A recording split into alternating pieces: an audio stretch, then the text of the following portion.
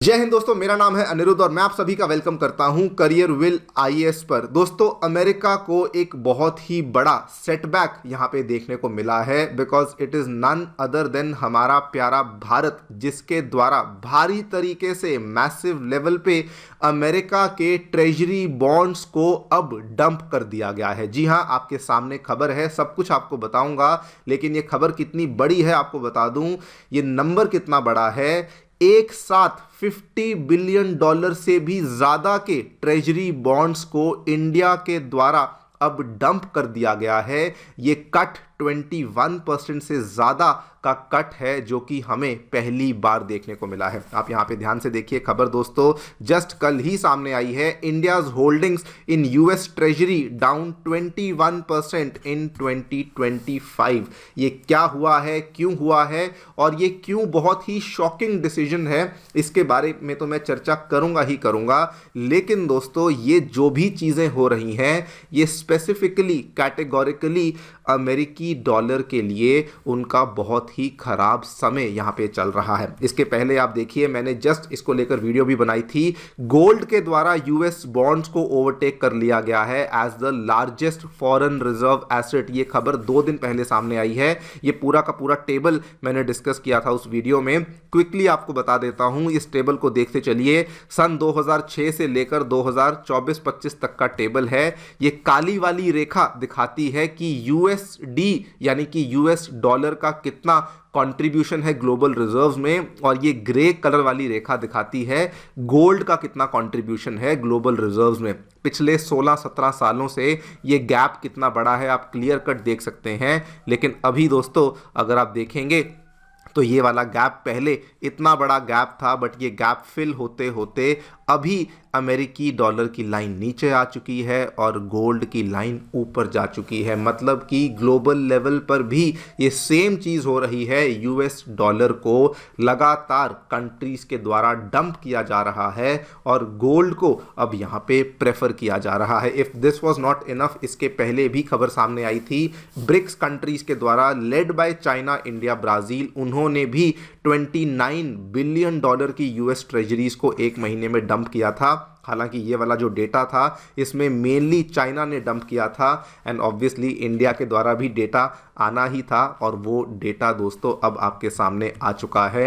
It is know small number, $50 billion के आसपास की यूएस ट्रेजरी बॉन्ड्स को हमने भी यहाँ पे डंप कर दिया है। और ये आर्टिकल क्लियर कट बताता है ऐसे टाइम पे, ऐसे मौके पे डंप किया गया है जब यूएस ट्रेजरी बॉन्ड की जो यील्ड है ये बहुत बड़ी हुई थी। और ये बहुत ही शॉकिंग है कि ऐसे टाइम पर भी इंडिया के द्वारा ट्रेजरी बॉन्ड्स को डंप किया जा रहा है। इन दोनों ही चीज़ों के बारे में चर्चा करेंगे। व्हाट इंडिया हैज़ डन, यहाँ पे डॉलर को लेके क्या क्या ट्रेंड्स और क्या क्या चीज़ें हमें देखने को मिल रही हैं, क्यों हम लोग ऐसा कर रहे हैं, गोल्ड को अगर खरीद रहे हैं तो क्यों खरीद रहे हैं, उसको भी हम लोग समझने का प्रयास करेंगे। आइए शुरू करते हैं मेरे साथ। मेरा नाम है अनिरुद्ध। यदि आप लोग हमें फॉलो करना चाहते हैं तो दिए गए टेलीग्राम चैनल्स के माध्यम से ऐसा कर सकते हैं। ऑलराइट, सबसे पहले की फैक्ट्स आपको बता देता हूं।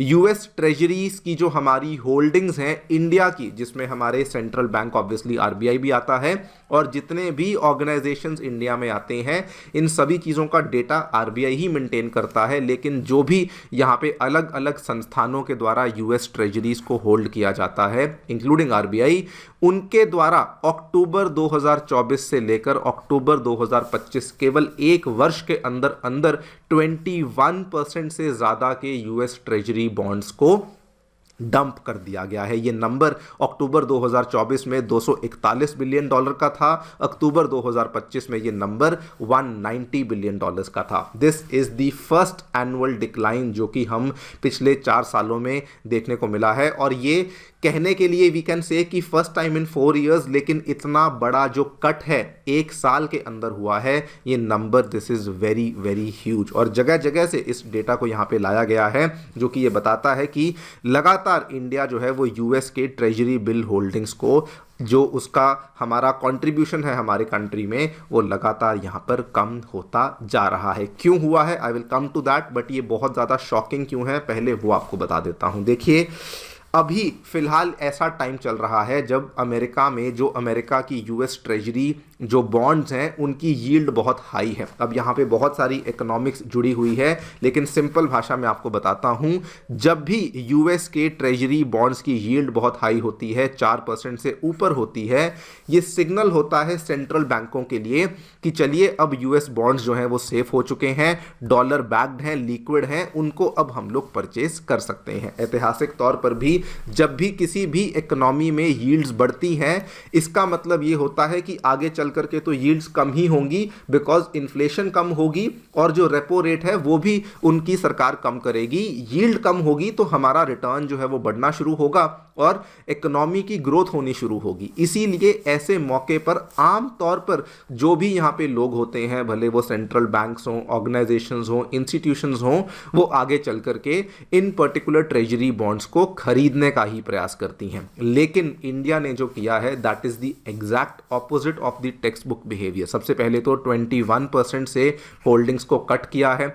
इतना ही नहीं, $50 बिलियन से ज़्यादा की होल्डिंग्स को बेच ही दिया है, और ये सब तब किया है जब यील्ड्स इतनी अट्रैक्टिव थी। और ये क्लियर कट दिखाता है कि ये केवल रिटर्न्स बनाने के लिए नहीं, बिकॉज अगर रिटर्न्स बनानी होती तो हम लोग कभी भी इसको डंप ना करते, इसको बेचते ना, बल्कि इसके पीछे कुछ ना कुछ और स्ट्रैटेजी है, कुछ ना कुछ और यहाँ पे सोच है इंडिया की, जिसकी वजह से ये देखने को मिला है। अब ऑब्वियसली वो क्वेश्चन आता है कि फिर आखिरकार हम लोग ये कर क्यों रहे हैं। सबसे पहला इसमें जो एक्सपर्ट्स बताते हैं, इकोनॉमिस्ट बताते हैं कि इंडिया धीरे धीरे अपने रिजर्व्स को डाइवर्सिफाई कर रहा है। मतलब कि आपका जो पैसा है आप कहाँ निवेश करेंगे उसको डाइवर्सिफाई किया जा रहा है। सबसे पहले तो यूएसडी और यूएसडी में डिनोमिनेटेड एसेट से अपने आप को दूर ले जाया जा रहा है, जो कि बड़ा क्लियर कट आपको इस डेटा से भी देखने को मिलता है। अब अगला क्वेश्चन ये आता है कि यूएस डॉलर से दूर क्यों ले जाया जा रहा है भाई, तो उसका आंसर भी आप देख लीजिए। अभी क्या हो रहा है कि अगर इंडिया ये मानता है कि अगर एक करेंसी में अपने आप को निवेश करके रखा जाएगा, उससे हमारा रिस्क बहुत बढ़ जाएगा। अगर कल को करेंसी वॉलेटाइल होती है तो हमारे लिए प्रॉब्लम हो जाएगी, और जियोपॉलिटिकल लेवल पर भी आप देखें तो बहुत सारी प्रॉब्लम्स चल रही हैं। पहला रीज़न तो ये है यूएस डॉलर से दूर जाने का। दूसरा, जो कि बहुत ज़्यादा क्वांटिटेटिव रीज़न है यूएस डॉलर से दूर जाने का, यूएस का जो डॉलर इंडेक्स है, जो कि बेसिकली डॉलर की स्ट्रेंथ को शोकेस करता है, वो पिछले पूरे साल में आई थिंक उसने इतनी ज़्यादा वीकनेस को शोकेस किया कि दुनिया भर का भरोसा अब यूएस डॉलर में कम हो चुका है। आप यहाँ पे देख सकते हैं, ये वाली 1 जनवरी की खबर है, डॉलर के द्वारा अपना वर्स्ट एनुअल फॉल विटनेस किया गया था पिछले 8 सालों में।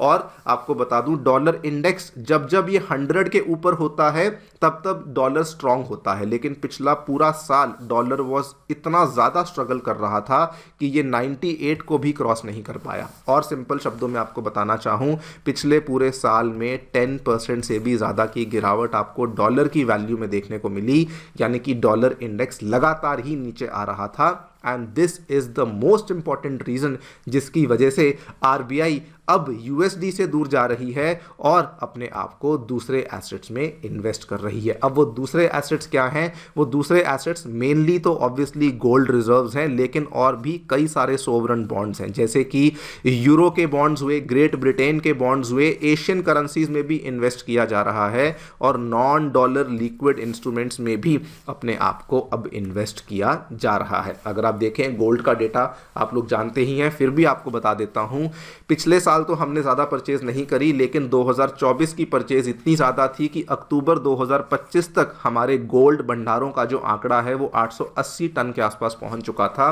एंड अब सिचुएशन ये हो चुकी है कि gold now comprises a larger share of India's forex reserves. मतलब कि हमारे फॉरेक्स रिजर्व में सबसे पहले तो फॉरेन करेंसी के एसेट्स आते हैं, उसके बाद गोल्ड आता है, उसके बाद थोड़ा बहुत 1-2 कंपोनेंट्स और आते हैं। लेकिन पिछले कुछ वर्षों में अगर मान लीजिए गोल्ड की इसमें जो योगदान था वो X था, आज की टाइम पे वो योगदान 2x हो चुका है।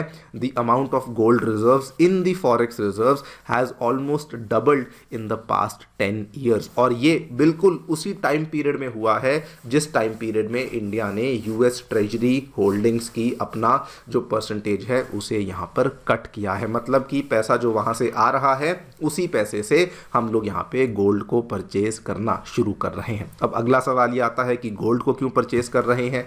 आंसर बड़ा सिंपल है, गोल्ड को आप या फिर मैं क्यों खरीदते हैं? Gold is one of the safest assets जो कि दुनिया में देखने को मिलता है। इसे हेज माना जाता है, इन्फ्लेशन के अगेंस्ट, करेंसी के अगेंस्ट, जियोपॉलिटिकल ट्रबल के अगेंस्ट इसको हेज माना जाता है कि चाहे करेंसी टूट जाए, चाहे नीचे आ जाए, लेकिन गोल्ड जो है वो इंटरनेशनल करेंसी की तरह काम करता है, कभी भी इसमें दिक्कत आपको देखने को नहीं मिलेगी। और यही अगर आप देखें, ये सारी की सारी चीज़ें जियोपॉलिटिकल या फिर ग्लोबल लेवल पर भी आपको यही देखने को मिल रही हैं। अब दोस्तों, ये पूरा का पूरा जो ट्रेंड हो रहा है कि इंडिया गोल्ड खरीद रहा है, यूएस डॉलर से दूर जा रहा है, this is not just India, global level पर भी सेम चीज़ हो रही है। इसको लेकर मैं कई सारी वीडियोस पहले भी बना चुका हूं। Countries are reducing reliance on the US dollar, फिर भले अपने भंडारों के लिए हो, अपनी ट्रेड सेटलमेंट के लिए हो, फाइनेंशियल ट्रांजैक्शंस के लिए ही क्यों ना हो। आप यहाँ पे देखिए, इस पूरे मामले में इंडिया तो बल्कि फोर फ्रंट पे है। लोकल करेंसी को लेकर रशिया के साथ व्यापार होता है, यूएई के साथ व्यापार होता है।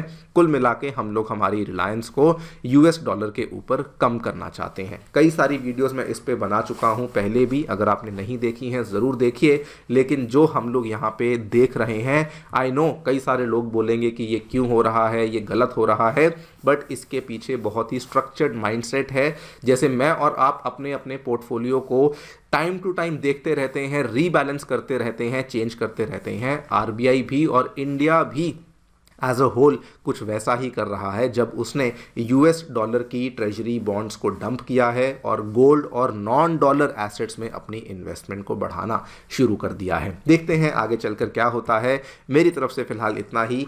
आप लोग अपनी राय डेफिनेटली बताएं कमेंट सेक्शन में। Thank you so much for listening. Stay tuned and stay safe.